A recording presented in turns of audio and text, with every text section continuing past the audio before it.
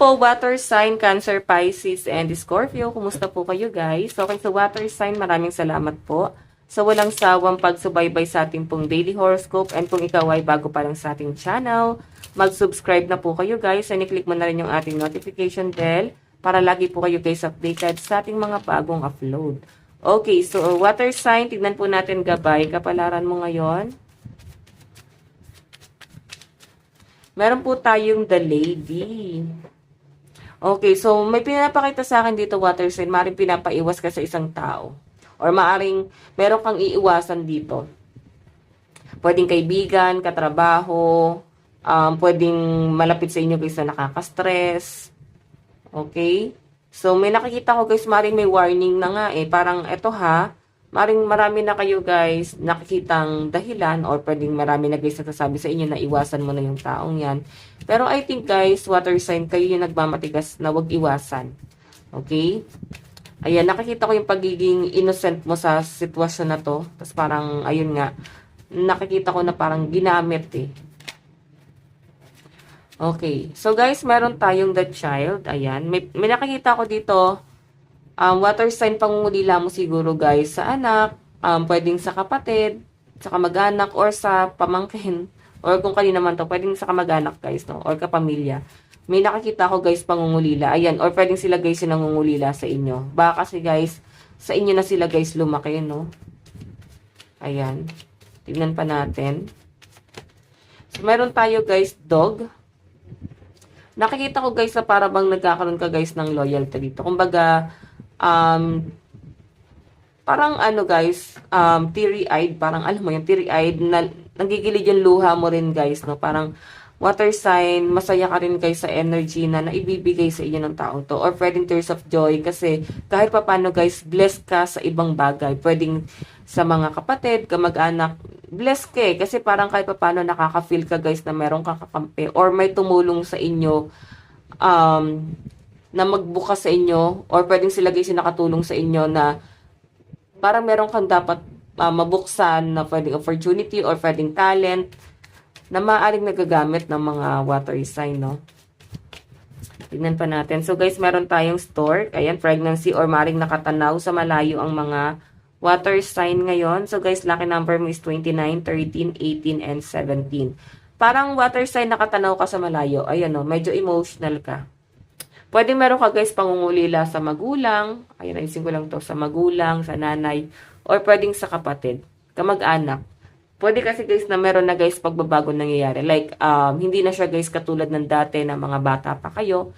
Ngayon kasi sa pinapakita sa akin dito, water sign, malalaki na kayo. Hindi na kayang magbanding pa or mabigyan ka pa ng time kasi may kanya-kanya na guys responsibility. So nakikita ko guys yung parang pangungulila nyo rito. Okay, parang bata yung energy mo eh. Parang kang iniwan ng nanay. Parang ganun yung feeling. Parang nalulungkot ka dito. Or pwedeng nangyari na talaga siya guys. Pwedeng nag-a-abroad ba yung magulang mo? Nandun siguro guys sa point na parang kailangan kanila guys munang iwan. Kasi meron sila guys kailangan gawin. Okay. Ayan. May nakikita ako guys, parang makakapil ka ng kalungkutan. Okay. Tignan pa natin. Meron po tayong 4 of Cups. Ang dami nyo guys pinanghihinayangan. Medyo nagigilty ka sa sarili mo, no? Meron ako nakita dito na parang meron ka guys pinagsisisihan. Okay. Wait lang guys. Meron tayong Queen of Cups. Meron tayong the Hierophant. Okay. And 7 of Wands. So guys, meron na ako nakakita rito na para bang siguro may nanunuyo sa inyo. Sinusuyo ka niya, siya na guys yung nagpapakumbaba, humihingi ng tawad. Pero duda ka na guys.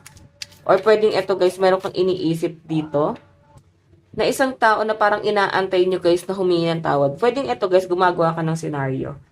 Na para bang, for example, humingi guys ng sorry sa inyo kung ano yung magiging eksena mo. Kung sakali, no? Pero wala pa ako guys nakikitang action siguro. pwede kasi guys na minamanifest mo pa talaga na merong mag-reach out sa inyo. Water sign. Parang pinaghahandaan mo lang. Ayan, mukhang masaya yung tao. Mukhang masaya yung person mo. Okay? Hindi ka masyado guys naiisip water sign. 7 of Wands kasi guys, temptation. Maaaring may tukso. Okay, may tukso rito na lumalapit sa kanya. Ayan yung pinapakita sa akin dito, no? Or pwede guys na moving forward na yung person mo. So, ang kailangan guys ng mga water sign dito, mag-focus ka muna sa mga opportunity na dumarating sa inyo. Okay? Focus ka muna sa success mo. Kung meron ka guys minamanifest dito or dinarasal ng isang tao is mukhang malabo pa, no? Kasi mukhang kung inaantay mo guys na mag-sorry sa inyo or nagkakaroon ba siya guys ng regret or nagsisisi ba siya sa mga nangyari, sa mga ginawa sa inyo, wala ko nakitang pagsisisi pa ngayon guys kasi the hero pant mukhang masaya pa tong taong to. Pwede kasi guys na ngayon lang to, no? Masaya siya kasi nalilibang siya, nagagawa niya yung mga gusto niya. Masaya siya kasi may mga opportunity dumarating sa kanya. Pero nakikita ko na pwedeng sa umpisa lang to. Okay? Tignan pa natin guys. Meron tayong 2 of Cups, partnership talaga oh. Meron kang inaantay dito ng isang tao na maaaring wala na kayo guys relationship. Okay, meron tayong 9 of Swords. Oops. 7 of Pentacles. Meron tayong 3 of Swords. Ayun, parang may nag-flip eh. Okay, wala. Okay. So, water sign, yung under po ng 4 of Cups is 2 of Cups. So, maaaring nagkakaroon ka ng regret ngayon or pagsisisi or pwede panghihinayang sa isang taong wala kayo guys label, no? Wala kayo guys relationship, pero may special connection kayong dalawa. Kumbaga, kayong dalawa lang ang nagkakaintindihan. Pwedeng ano to guys, no label pero parang may benefits. Ganun, no?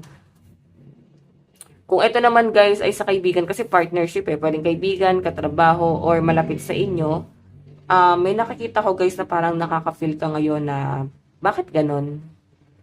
Okay, parang makaka-feel ka na parang panlulumo dito sa taong to guys. Okay, meron tayo guys Queen of Cups and 9 of Swords. So, meron kami na manifest, pero yung minamanifest mo guys, hindi mo talaga siya guys makuha. Ano yun, no? Ikaw yung nahihirapan dito. Meron kang gustong mangyari, pero parang nahihirapan kang mangyari yung bagay na yon. Okay? So, maaring sa hobby rin to guys. Meron kang ine-expect. Ano ba tong hobby mo na to? Okay, maaring meron ka guys na balitaan dito water sign na against ka dun eh. Parang hindi akma eh. Hindi akma sa gusto mo guys mangyari. Okay? Maaring makaka-feel ka talaga guys ng disappointment. Ayan, kung ano man guys yung minamanifest nyo, be sure lang guys na pure intention yon. Okay, ang manifestation naman kasi guys, nag-work yan kung, for example, ima-manifest mo yung isang tao, pero kakalimutan mo yon kung ano yung pinagdasal mo sa taong yon para mag-work siya. Pero kung lagi nyo siya guys iisipin, tas lagi mong iisipin yung mga minamanifest mo, hindi siya guys mangyayari. So, meron tayo guys the Hierophant and 7 of Pentacles. Ayan, masaya at kontento ang mga water sign ngayon sa kung anong meron kayo ngayon. Kasi 7 of Pentacles as in focus ka talaga sa pera mo. Okay? Masaya eh. Parang hindi kayo guys nagmamadali. Makaka-feel kayo water sign na parang may nasasandalan kayo. May tumutulong sa inyo. Ayan. Kumbaga sa inyo, okay na sa inyo guys, water sign na kahit wala na ako, basta okay sila. Parang ganon. Nandun ka sa point na yun. Meron tayo guys, 3 of Wands. Ayan, temptation na nga. Maaring, alam mo yung temptation pa lang siya. Wala pa siya guys label. Pero na-involve ka na agad guys sa third party. 3 of Swords. Ayan, 4 of Cups and 2 of Cups. Kaya siguro may regret kang mararamdaman. Okay? So, yan, water sign. Okay, maaaring ang makakatulong din sa inyo guys ngayong araw. Kung gusto mo guys manghingi ng advice, ayan mga water sign, maaaring kamag-anak mo, no? Ayan, water sign, kapwa nyo rin guys, water sign, Cancer, Pisces, Scorpio. Ang magiging pasakit ng mga water sign ngayon is ang mga air sign, Aquarius, Gemini, Libra. Okay? May hirapan kayo guys intindihan ng mga air sign ngayong araw. Maaari din air sign na para bang may hirapan din kayo guys makipag-argue dito sa mga to kasi hindi sila guys papatalo. Okay? So, kung meron naman kayo guys hinihiling like stability, so maganda rin daw guys hinga ng payo ang mga earth sign ngayon. Ayan. Capricorn, Taurus, and Virgo. Sila guys yung parang goal-oriented ngayon sa sentro mo ngayong araw. Okay? Maaaring makakarinig ka talaga guys ng good advice dito sa mga taong to. Okay? Meron tayo guys itong Seven of Wands and Three of Swords.